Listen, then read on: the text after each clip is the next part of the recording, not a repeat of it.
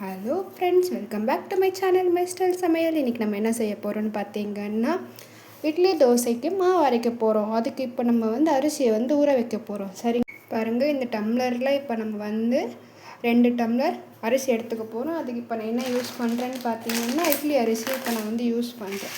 இதை நம்ம இதில் போட்டுக்கலாம்.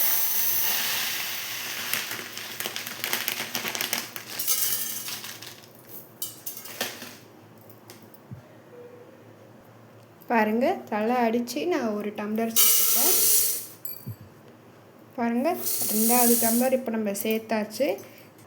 இது கூடவே இப்போ நம்ம உளுத்தம்பருப்பு சேர்த்துக்கலாம். இதில் நம்ம 2 டம்ளர் அரிசி போட்டோம் இல்லையா, இதில் நம்ம பாதியாக உளுத்தம்பருப்பு சேர்த்துக்கலாம். சரிங்களா?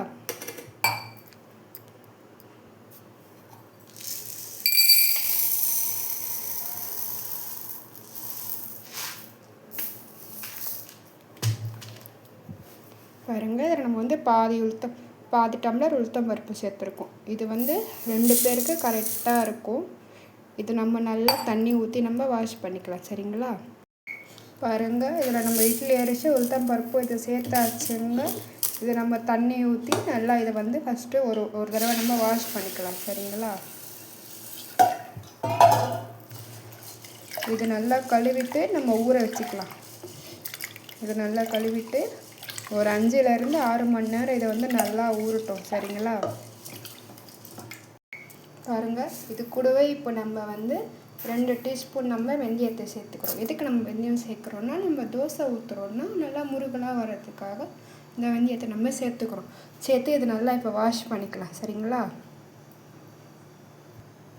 பாருங்கள் ஃப்ரெண்ட்ஸ், இது நம்ம நல்லா வாஷ் பண்ணியாச்சு. இது கூட இப்போ நம்ம தண்ணி ஆட் பண்ணிக்கலாம். ஃபுல்லாக நம்ம தண்ணி ஊற்றியாச்சுங்க. இது ஒரு 5லேருந்து 6 மணி நேரம் நல்லா ஊறட்டும். அதுக்கப்புறம் இதை நம்ம வீட்டில் மிக்சிலேயே நம்ம அரைச்சிக்கலாம். 2 பேருக்கு தானே, எதுக்கு கடையில் கொடுக்கணும், அதனால் நம்ம இதை மிக்சியில் அரைச்சிக்கலாம். சரிங்களா? பாருங்கள் ஃப்ரெண்ட்ஸ், நம்ம இட்லிக்கு ஊற வச்ச வெளியே அரிசி ரொம்ப நல்லா இது 8லேருந்து 10 மணி நேரம் நல்லா ஊறிடுச்சுங்க. இப்போ நம்ம இது நல்லா மிக்சி ஜாரில் போட்டு நம்ம அரைச்சிக்கலாம். சரிங்களா? நம்ம கொஞ்சம் கொஞ்சமாக போட்டு மிக்சி ஜாரில் அரைச்சிக்கலாம். சரிங்களா?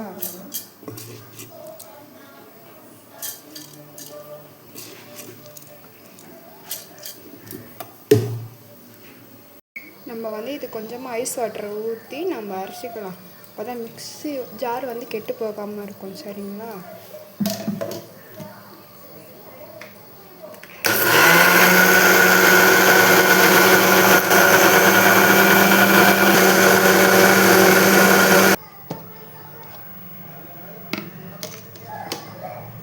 பாருங்கள் ஃப்ரெண்ட்ஸ், இந்த அளவுக்கு நல்லா நைஸாக அரைஞ்சிருக்கு.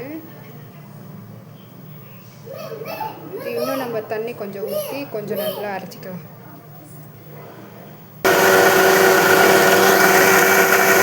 பாருங்கள் ஃப்ரெண்ட்ஸ், ஃபஸ்ட்டு பேட்ச் இது நல்லா அரைச்சாச்சு. இதில் நம்ம ஊற்றிக்கலாம்.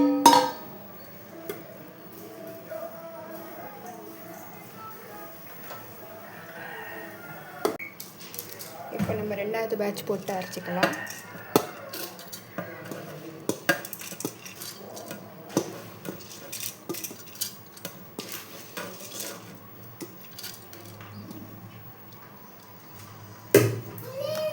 இதில் நம்ம கொஞ்சமாக தண்ணி ஆட் பண்ணிக்கலாம்.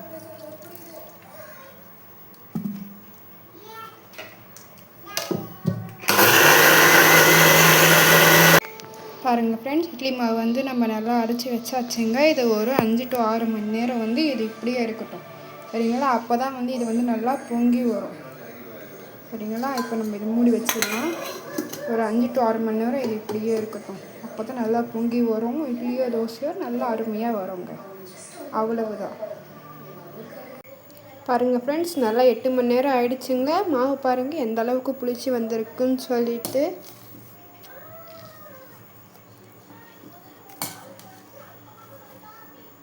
பார்த்திங்களா எந்த அளவுக்கு மாவு நல்லா புளிச்சிட்டு வந்திருக்குன்ட்டு பாருங்கள். இப்போ நம்ம இதை ஒரு கிண்ணத்தில் போட்டுக்கலாம்.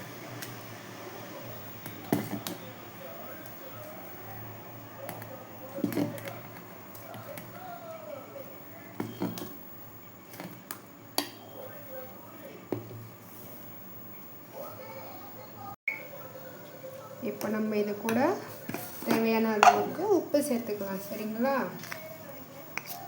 கொஞ்சமாக இதில் நம்ம உப்பு சேர்த்துக்கலாம். இது கூட நம்ம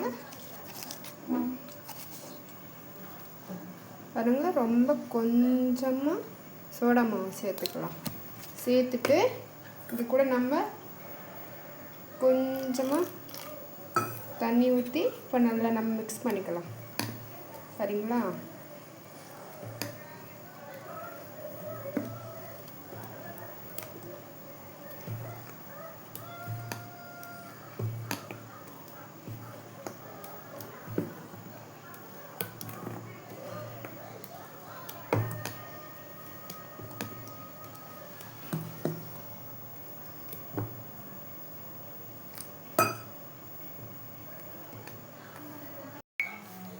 இப்போ கேஸ் ஆன் பண்ணிக்கலாம்.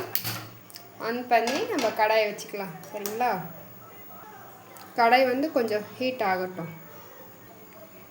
பாருங்கள், கடாய் வந்து நல்லா ஹீட் ஆகிடுச்சு. இப்போ நம்ம இதில் கொஞ்சமாக ஆயில் ஊற்றி இந்த மாதிரி ப்ரஷ் இருக்குது இல்லையா, அதில் நம்ம நல்லா ஸ்ப்ரெட் பண்ணி விட்டுக்கலாம்.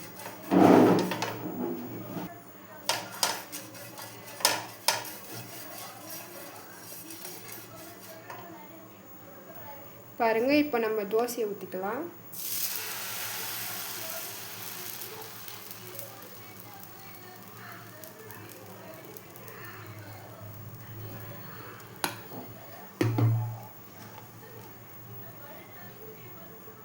கொஞ்சமாக ஆயில் ஊற்றிக்கலாங்க.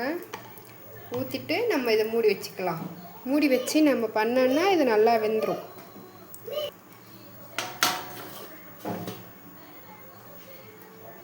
பாருங்கள், இது 1 நிமிஷத்துக்கு நம்ம மூடி வச்சாச்சுங்க.